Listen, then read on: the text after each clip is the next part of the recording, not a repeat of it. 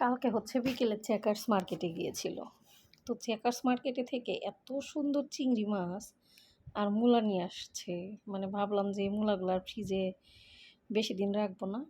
কালকে যেহেতু বিকেলে নিয়ে আসছে, আজকে রান্না করি। মূলা দিয়ে চিংড়ি মাছ খাওয়া হয় না অনেক দিন। খুব মজার খাবার। আমার কাছে তো খুব ভালো লাগে। আমার হাসব্যান্ডের কাছেও খুব মজা লাগে। উনি এসেই বলতেছে যে মূলা রান্না করো চিংড়ি মাছ দিয়ে। তো যাই হোক, আসসালামু আলাইকুম। সবাই কেমন আছেন?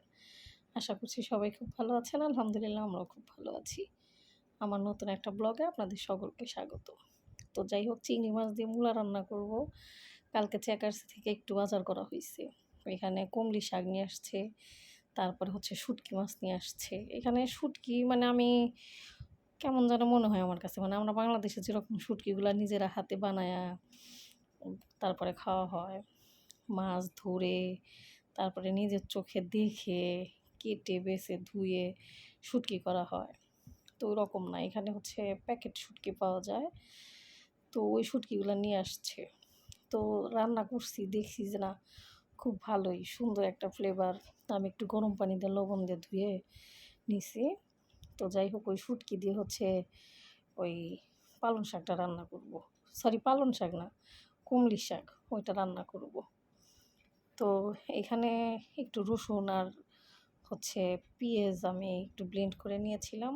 আর ওই তো প্রতিদিনের যে মশলা, ওইগুলা দিয়েই রান্না করি। মাছের যে মশলা, শুধু যেহেতু চিংড়ি মাছ, এর জন্য হচ্ছে একটু রসুন দিয়ে দিয়েছি। আর এখানে শুটকি মাছ, শাক, এমনিতেই তো শাক আর শুটকিতে রসুন দিতেই হয়। তো যাই হোক, এখানে একটু হলুদ, মরিচ, ধনিয়ার গুঁড়া, জিরার গুঁড়া, সজের গুঁড়া, একটু লবণ, তেল, কাঁচামরিচ, পেঁয়াজ, একটু জিরা, তেজপাতা, এই হচ্ছে রান্নার উপকরণ। মানে ঘরোয়া যে উপকরণ সেইগুলাই। তো অনেকেই তো মূলা পছন্দ করে না, আমি জানি। কারণ মূলা অনেকেই পছন্দ করে না। যেরকম হচ্ছে আমার দেবর আছে একটা, এই যে আমাদের বাসায় যেটা আছে শরীফ, আমার দেবর, ও মূলা পছন্দ করে না। ও সব সবজি খায় কিন্তু মূলা ওর পছন্দ না। ও প্রথম কথাই বলে, এই মূলা তৈরি করছে কে? এই মূলা আইছে কোত্থেকে সবজি হিসেবে? তারপরে আবার চিংড়ি দিয়ে খায় কীভাবে? মানে ও অতটা পছন্দ করে না। তো অনেকেরই দেখা যায় যে এক একটা জিনিসের প্রতি একটু অনীহা থাকে। যেরকম অনেকেই করলা বা উস্তা এগুলা খাইতে পছন্দ করে না। পাট শাক পছন্দ করে না। অনেকে আছে ঢেঁড়স পছন্দ করে না। অনেকে আছে পটল পছন্দ করে না।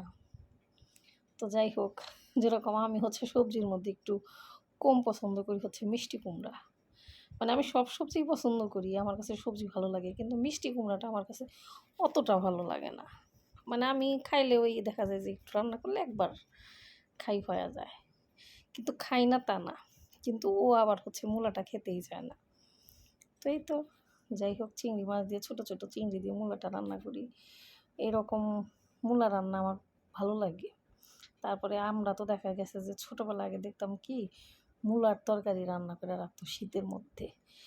আর সকালবেলা ওই তরকারি একদম ঠান্ডা, কি সুন্দর একটা সর পড়ে পড়ে থাকতো। ওই তরকারি দিয়ে হচ্ছে ঠান্ডা ভাত খাওয়া হইতো।